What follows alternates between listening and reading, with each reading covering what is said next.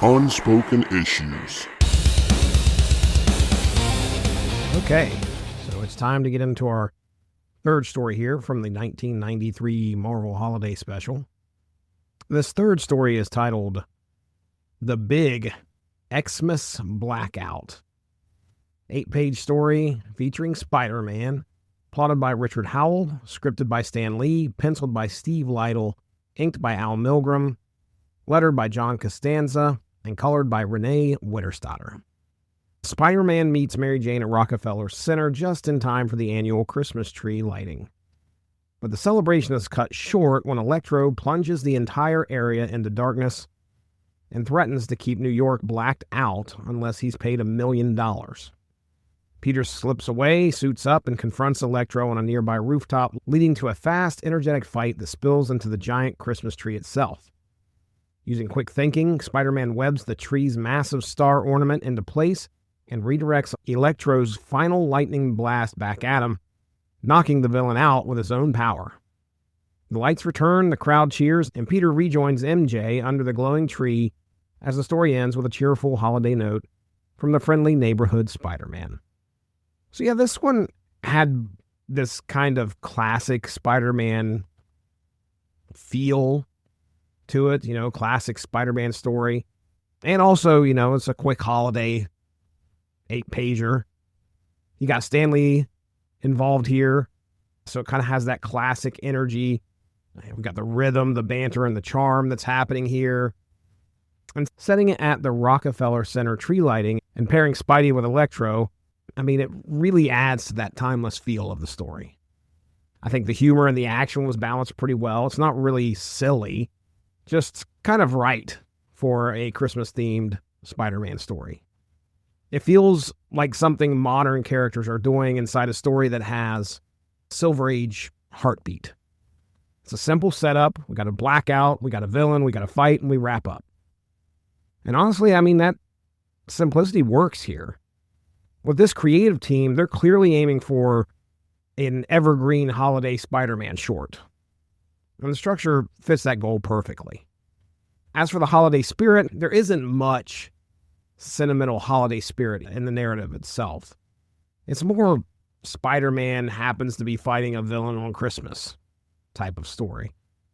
The holiday vibes mostly come at the end with Spidey saving the city and dropping a happy holidays note. As for our characters, of course, Electro works fine as the villain. He's not someone you ever truly feel like could be a threat.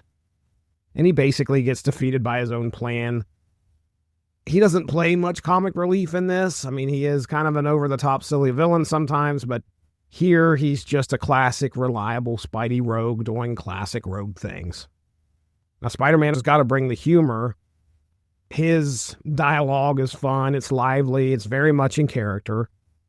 There's a standout part in which he says to Electro, after Electro discovers Spider-Man is there, he yells, "Spider-Man!" And Spider-Man's like, "Well, I'm glad you pronounced it right. Most people forget the hyphen." And that's a funny joke right there. That's good stuff. There's no way, unless somebody actually says Spider-Man, is that going to be an actual line that's said. Funny stuff.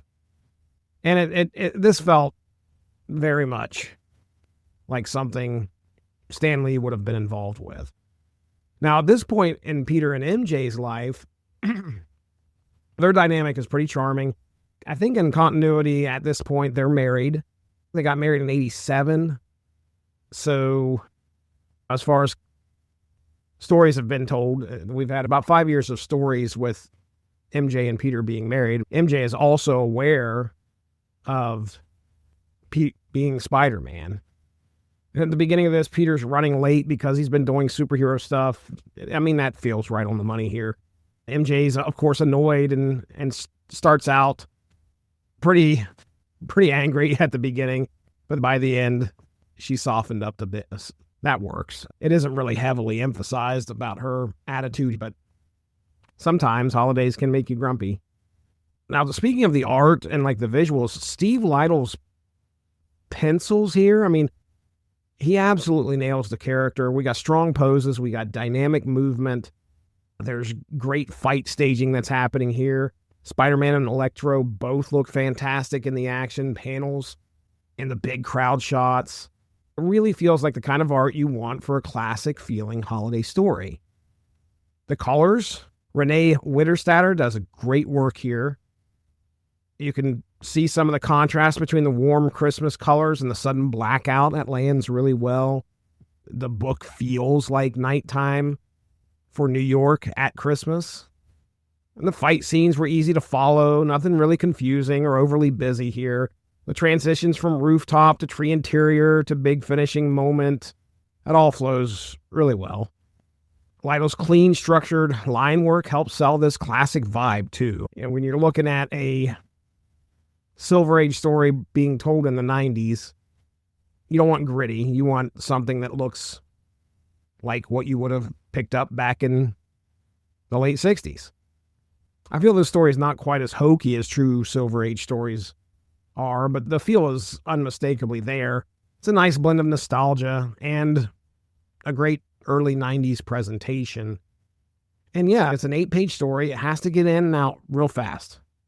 You got to set up, fight, punchline. All that is exactly what I expected. There's not really any pacing issues here at all. Now, what I enjoyed the most is that timeless Spider-Man feel. If I could describe this in one sentence, a Silver Age style tale where Spider-Man saves the holiday in classic fashion. The Big X-Mas Blackout, compared to the rest of the stories here, holds up well. I don't know if I'd call it filler or not. It feels kind of like a holiday gift for the fans. You know, this is where Marvel's saying, hey, guys, we know Stan Lee's not writing a whole lot at this point, but we got a story for you right here in our holiday special. Now, if I was to rate it between like holiday fluff or hidden gem, I would probably land more towards the hidden gem side of things here as far as the story goes. It's simple, but, you know, it's kind of elevated by Stan Lee's involvement.